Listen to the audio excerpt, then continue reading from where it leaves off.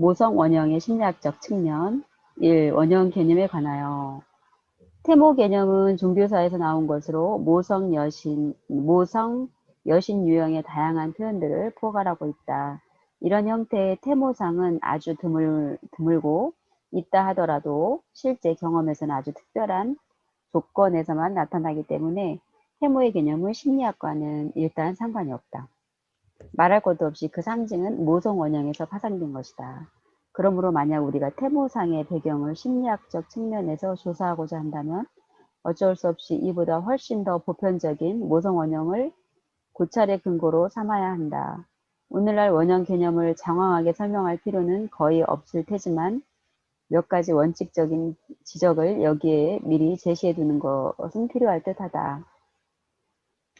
이전 시대에서는 약간의 이견들과 아리스토텔레스적 사고 성향에도 불구하고 모든 현상적인 것에 앞서 이념이 상위에 있다는 플라톤의 생각을 이해하는 데 그리 큰 어려움이 없었다. 원형은 다름 아닌 고대 그리스에 이미 나타난 플라톤적 의미의 이념이라는 표현과 같은 뜻을 가지고 있다. 예를 들어 약 3세기경에 쓰여진 것으로 보이는 헤르메스 대전이라는 기록에서 신을 원형적 빛으로 표현한 것은 신이 빛이라는 현상에 앞서 존재하며 더 상위에 있는 빛의 원상이라는 생각을 표현한 것이다. 만약 내가 철학자라면 나의 전제에 따라 플라톤의 논증을 계속 진행시켜 다음과 같이 말할 것이다. 하늘 위에 어떤 곳, 어디엔가 어머니의 원상이 하나 있는데 그것이 모성적인 것. 의 모든 현상에 앞서 존재하고 상위에 있는 것이라고. 그러나 나는 철학자가 아니라 경험론자이므로 사색적인 문제들에 대한 나의 특별한 기질, 즉 나의 개인적인 관점을 보편 타당한 것이라고 전제할 수는 없다.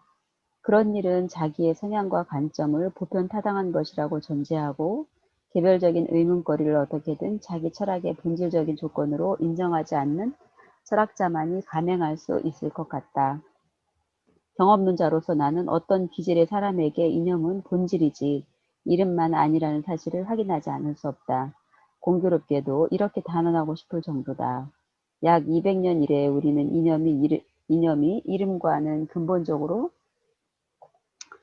다른 것일 수 있다는 사실을 받아들이는 일에 별로 흥미가 없을 뿐만 아니라 심지어 이해하지도 못하게 된 그런 시대에 살고 있다. 아직도 시대착오적으로 플라톤식 생각을 하는 사람은 실망스럽게도 천상적인, 다시 말해 이념의 형이상학적인 본체가 신앙과 미신의 통제 불가능한 영역으로 추방되거나 측은하게도 시인에게 맡겨두는 수밖에 없다는 것을 경험하게 될 것이다. 유명론적 관점은 보편 개념에 관한 과거 100년간의 논쟁에서 실제론적 관점을 다시 한번 극복하였고 원상은 단어의 소리내기가 되어버렸다.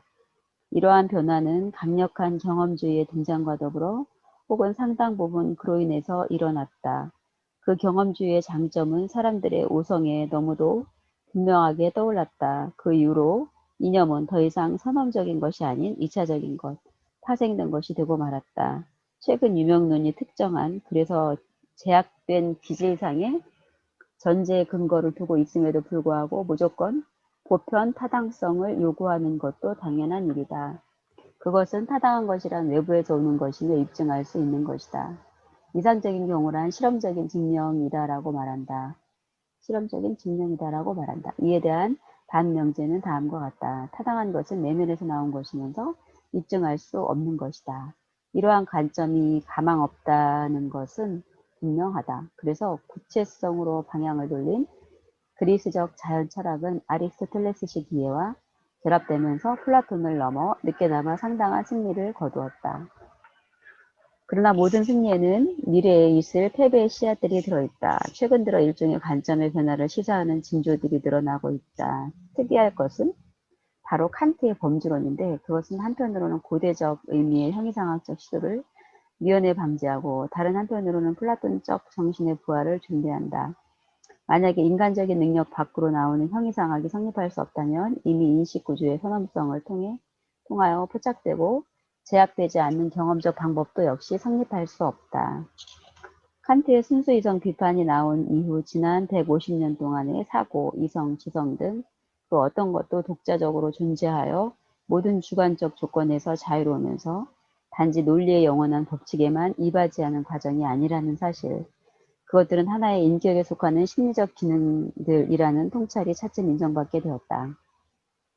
그것을 보고 듣고 손으로 만져보고 무게를 재고 세어보고 생각했는가? 그리고 논리적으로 판정했는가라는 물음은 더 이상 제기되지 않는다. 누가 보는가? 누가 듣고 누가 생각했는가 등으로 묻게 되는 것이다. 극히 미세한 과정의 관찰과 측정에서 개인 방정식으로부터 시작된 그 비판은 계속 진행되어 우리 시대 이전에는 알려지지 않았던 경험 심리학을 만들기에 이른 것이다. 오늘날 우리는 모든 지식 분야에서 재료의 선택, 조작 방법, 추리 방식, 그리고 가설과 이론의 구성에 관해 결정적인 것을 말해주는 심리학적 전제가 있다는 점을 확신한다. 심지어 우리는 칸트의 개인적 인격이 그의 학설인 순수이성 비판의 상당한 부분을 차지하는 근본적인 전제였다는 것을 믿는다. 철학자들 뿐만 아니라 자기 고유의 철학적 성향까지도, 아니 우리의 이른바 최상의 진리도 개인적 전제에서 나온다는 생각을 하면 위협적이라고까지는 할 수 없더라도 마음의 동요를 느끼게 된다. 그로써 모든 창조적 자유는 빼앗겼다. 그렇게 우리는 부르짖는다. 어떻게 한 인간이 그에게 있는 바 오직 그것만을 생각하고 말하며 행동할 수 있단 말인가. 또 여기서 어떤 히스토리컬한 얘기를 좀 하고 있죠. 어떤 면에서는 서양에서는 자연과학적인 어프로치, 아리스토텔레적인 어프로치하고 플라톤의 이데아를 중심으로 한 이런 형이상학과의 부딪힘은 지속되고 있어요. 지금도 지속되고 있는 셈이죠. 그게 현대적인 이름으로 자꾸 이름을 바꿔서 얘기를 다른 단어를 써서 얘기를 하고 있지만 칸트의 범주론이라는 얘기도 지금 하고 있고 또 융이 원상이라는 원형이라는 얘기를 하고 있는 것도 결국 자연과학적인 어프로치만 가지고 안 된다는 걸 인정하는데 그것을 순수한 형이상학이라는 개념으로 소화하기가 굉장히 어려운 거죠. 형이상학에 대해서는 실제로 검증되지, 자연과학 소위 과학적인 방법으로 검증되지 않은 것은 이렇게 없다는 이런 생각을 서양 사람들은 오래 해오고 있죠. 그러다 보니까 우리가 논리적으로 이해될 수 있고 아니면 실험실에서 실험할 수 있는 것 이외에는 믿지 않으려고 그래요. 어쩌면 정신분석학에도 끊임없이 이런 부분은 나오고 있죠. 지금도 정신분석학이 100여 년 이상 이렇게 발달해 오고 있지만 지금도 자연과학적인 어프로치, 그래서 브레인 연구, 뇌과학 쪽에서 접근해서 우리 브레인을 잘 연구를 하면 우리의 심리적인 문제들을 잘 이해할 수 있고, 그리고 브레인 연구를 통해서 우리 심리적인 문제를 해결할 수 있다 하는 쪽에 연구가 끊임없이 진행되고 있죠. 이런 거가 프로이드도 처음엔 사이언티픽 프로젝트로 정신분석을 시작을 했어요. 처음에. 그러다가 본인이 실제 임상에서 사람들을 도우려고 하는데 이런 자연과학적인 방법, 소위 과학적이라고 하는 방법만 가지고는 해결이 안 되는 지점을 만나서 결국 포기한 거죠. 근데 프로이드가 포기했는데 그 이후에 의사들은 끊임없이 프로이드의 전철을 받고 있어요. 그래서 그만큼 어려운 거예요. 히스토리컬이 역사적으로 플라톤의 견해와 아리스토텔레스의 견해는 우리의 문명의 두 개의 축이 돼 있죠. 서양에서는 결국은. 어느 하나를 다 무시하고 다른 쪽만으로 갈 수 없는 부분이죠.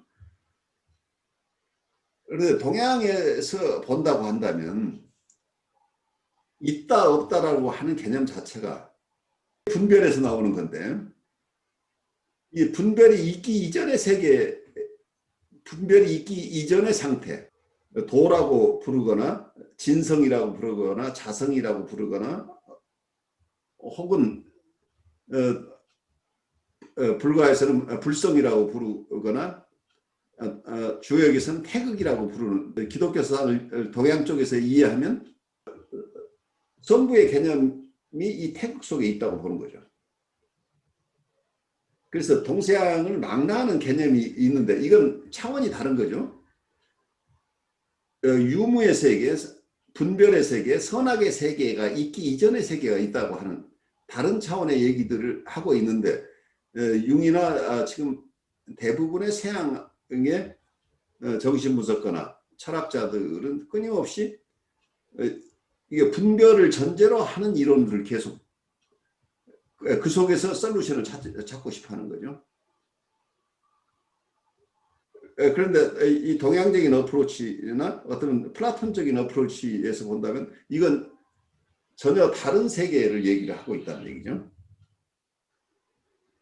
그 차원이 다른 세계를 그 차원을 없애고 한 차원에 놓고 이걸 이해하려고 하니까 계속해서 갈등 구조 속에 들어가 버리는 거죠. 이거 서로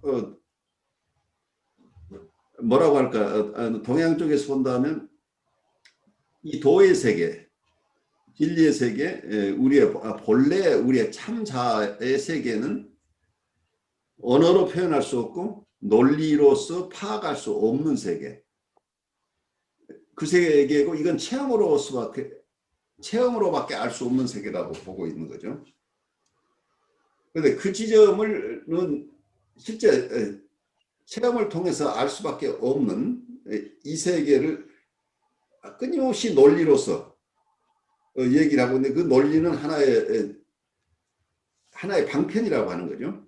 방편으로서 애를 쓰고 있는 건데 그래서 불교에도 팔만대장경이 있죠. 이 팔만대장경 자체가 어떤 언어로 표현할 수 없는 불린문자의 세계를 언어로 표현하고 있는 것이기 때문에 달이 있는데 달을 가리키는 손가락까지는 우리가 보여줄 수 있는데 어느 사람이 달을 직접 보지 않고 손가락만 하는 거에 가지고는 실상을 알 수 없다는 거죠.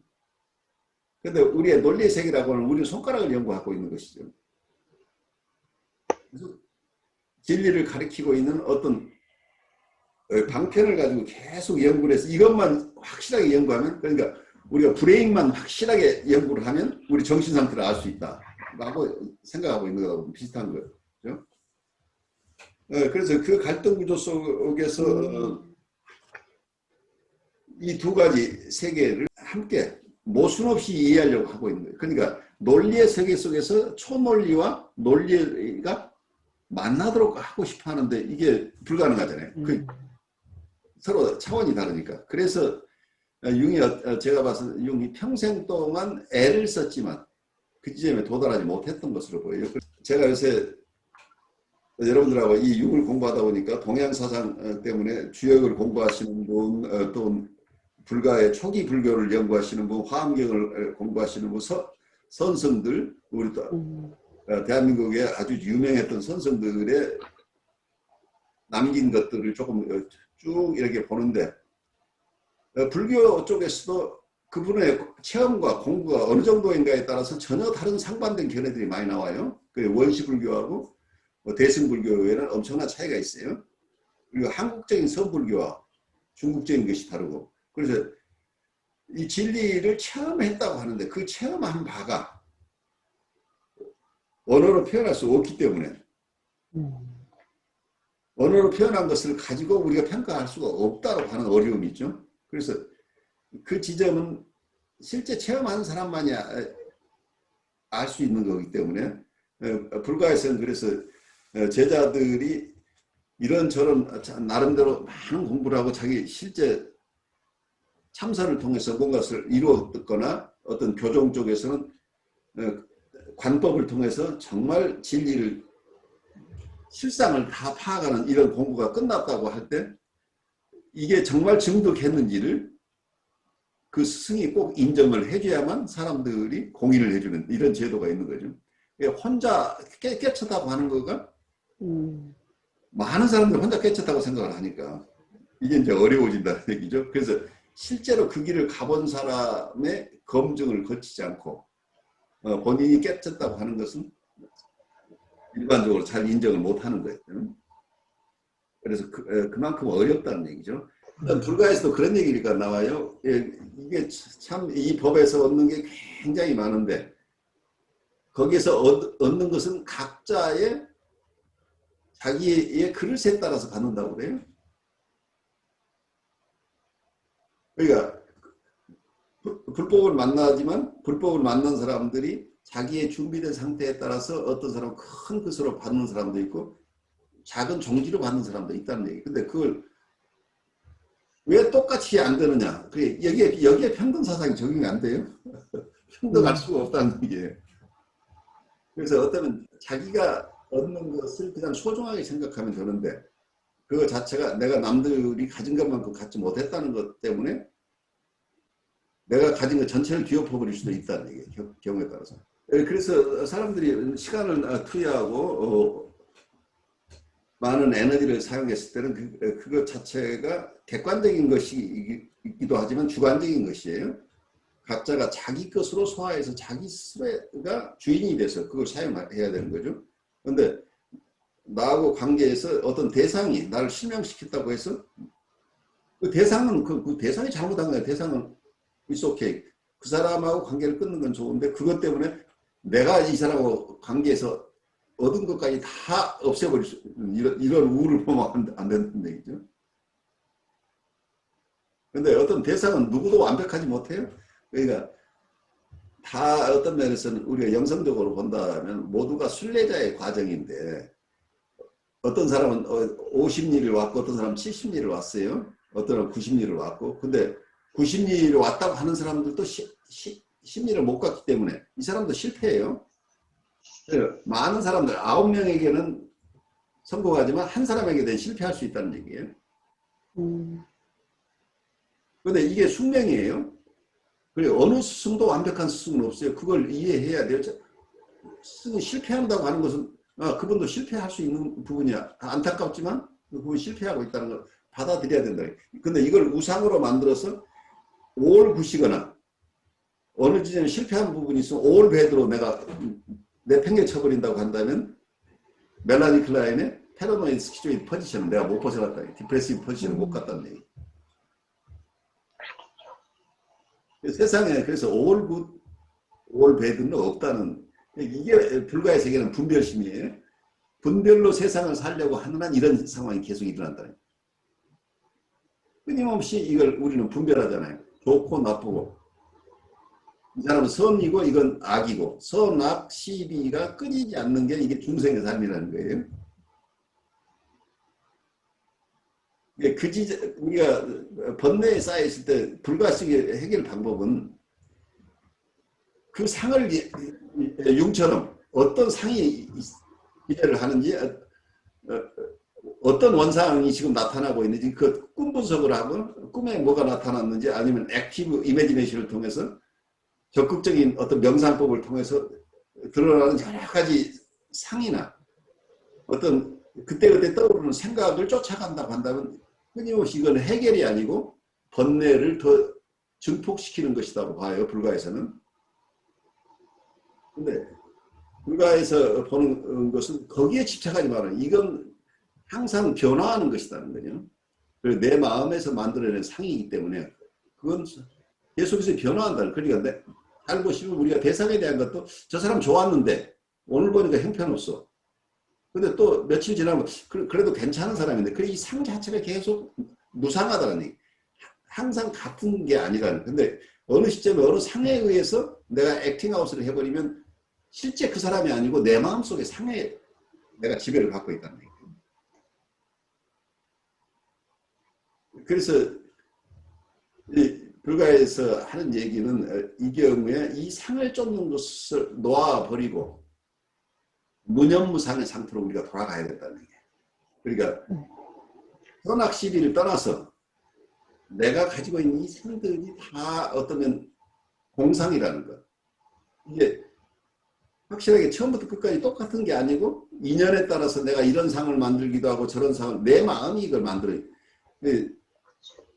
내 마음에서 생겨나는 상이라는 걸 이해를 해야 되는데 사람들은 저게 저 사람인 것이 내가 분명하게 봤다고 생각해요. 그러니까 대상의 모습을 내가 정확하게 봤다고 하는데 그게 허상이라는 얘기예요. 그런데 그 지점을 통과하면은 실상을 본다는 얘기예요. 그러니까 내가 계속 허상을 보고 있다는 것을 깨쳐야 그걸 철저하게 깨치면 그때부터 지혜가 생겨난다는 거예요. 내가 프로젝션 하지 않고 저 사람이 있는 그대로 보이기 시작하는 거예요. 저 사람 분노를 드러내고 있지만 저 사람은 실제는 지금 울고 있구나. 저 사람이 얼마나 지금 힘들면 저렇게, 이게 정신분석 쪽에서 보는 거 방어죠. 자기의 어떤 소신에 의해서 움직이는 경우도 있지만 소신이 어떤 만족을 위해서 하는 게 아니고 그렇게라도 하지 않으면 자기가 울음이 터져서 살 수 없거나 자기의 분노에 의해서 자기의 우울함으로 갈 수밖에 없는 이 상황에서 벗어나기 위한 몸부림일 수도 있다는 거예요. 그래서 불가에서 얘기하는 것은 정견이라고 볼견자를 써요. 바르게 바라볼 수 있으면 부처의 마음을 얻는다는 얘기예요. 그러니까 이 허상을 떠나서 실상을 보는 상황이 되면 내가 뭔가를 이뤘다는 얘기예요. 대상을 그대로 볼 수 있다는. 그 얘기는 어쩌면 이제 이런 얘기를 테크니컬하게는 보면은 이 사람 어떤 것을 처음과 끝을 다 함께 본다는 얘기예요. 그러니까 어쩌면 지금 어떤 것이 무엇 때문에 지금 현재 뿐만 아니고 이 사람은 어떤 것 때문에 이런 일이 일어났고 지금은 이런 모습이지만 이분을 어디로 향해 가고 있다는 이게 전체로 보인다는 얘기예요. 그러니까 어떤 면에서 불가에서 하는 얘기가 정신분석적인 통찰하고 같아요. 우리가 해석을 한다고 하는 게 이 상황 전체를 보는 거잖아요. 그러니까 우리가 발생학적 지네틱 다이내믹 인터프리테이션이라고 하는 게 발생학적이고 역동적인 해석을 하는 거죠. 그 무의식의 세계를 해석하는 거잖아요. 그러니까 이 사람이 의식적으로 드러나고 있는 어떤 현상 속에 현상 밑바닥에 있는 눈에 보이지 않는 세계까지를 함께 볼 때 이 사람을 공감할 수 있게 되잖아요. 근데 그런 바르게 바라보는 힘이 있어야 내가 공연한 번뇌에서 벗어날 수 있다는 거예요. 그러니까 대상을 바르게 본다는 얘기는 내가 또 내가 가진 어떤 아상 자체도 그것도 영원한 게 아니라는 것을 이해하면서 우리가 본디 마음자리로 돌아갈 수 있다는 거죠. 우리가 시비선악을 가리는 내 마음이 아니고 원래부터 가지고 있는 내가 나누어지지 않은 마음으로 세상을 볼 수 있게 된다. 이제 이런 얘기들인데 쉽지 않아요. 근데 이런 얘기들을 동양에서 하고 있는데 융 입장에서는 이 분별의 세계 쪽에서 계속 동양에 관해서 쓴 책을 읽고 서양의 것을 다 읽고 이 두 가지 논리의 세계와 논리를 떠난 세계의 것을 합치는 과정에서 이만큼 이분도 고생하고 있는 거죠. 그래서 이분의 고민이 우리한테 계속 전달되는 거죠. 또 다시 과정에서 사람들이 무제한의 심리 만능주의에 빠지지 않는다고 전제한다면 물론 그것은 피할 수 없는 비판인 듯 여겨진다. 이 비판은 현대 심리학의 본질이자 근원이고 방법이다. 모든 인간 활동에는 선험성이 있다. 그것은 정신에 타고난 전의식이자 무의식이며 개인적인 구조다. 이 전의식적인 정신, 예를 들어 신생아의 정신은 좋은 조건일 때 모든 것을 집어넣을 수 있는 그런 텅 빈 상태의 무가 아니다.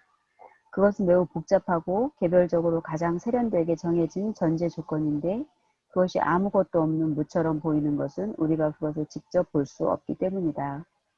최초로 가시적인 심리적 삶이 표현되자마자 그 표현은 개인적 특성, 즉 고유한 인격을 나타내는데 이것을 보지 않으려면 장님을 데려다 놓아야 할 것이다. 이 경우 이와 같이 개개의 사항 모두가 그것이 나타나는 그 순간에 처음으로 생겨난 것이라고 가정할 수는 없다. 예를 들어 우리는 이미 부모의 병적인 소인에 대하여 유전지를 통한 유전을 가정한다. 간지를 앓는 어머니를 가진 아이가 간지를 앓는다고 해서 이것을 신기한 돌연변이로 간주하지 않는다. 마찬가지로 재능도 이와 같은 방식으로 대를 이어온다는 것을 알고 있다. 어미를 한 번도 보지 못해서 어미에게 배울 수 없었던 동물들이 나타내는 복잡한 본능 행위의 재출현도 같은 방식으로 설명된다. 이 얘기는 굉장히 공감이 되는 얘기죠. 그러니까 예술적인 재능을 가진 분을 보면은 그 가게를 들여다보면 예술적인 재능을 가진 부모도 있고 그 조부모도 있고 하는 거 우리가 흔히 관찰하죠. 그러니까 네. 꼭 그런 것은 아니지만 우리가 훈련을 통해서 얻을 수 있는 부분도 있지만 어떤 아이들은 물론 훈련을 하지만 같은 훈련을 해도 어떤 아이는 1년 안에 굉장한 경지에 가는데 어떤 아이는 10년을 해도 1년 동안에 다른 아이가 메스터하면서 못해요. 그러게 어떤 이미 타고날 때 어떤 재능을 가지고 타고나는데 어떤 재능을 누가 얼마나 가지고 태어나느냐는 어떤 유전적인 요인도 많이 작용한다고 우리가 이해할 수 있겠죠. 재능도 그렇듯이 이 유전력이라는 거가 좀 대단하다 이런 생각이 들더라고요. 그러니까 유전을 우리가 부인할 수 없는 것은 우리가 소나무에 씨앗을 심으면 소나무가 나와요. 우리가 아무리 소나무 씨앗에다가 거름을 많이 주고 여러 가지 좋은 걸 투자를 하고 열심히 돌봐준다고 해서 소나무가 배를 맺지는 못해요. 그러니까요. 참 너무 신기하더라고요.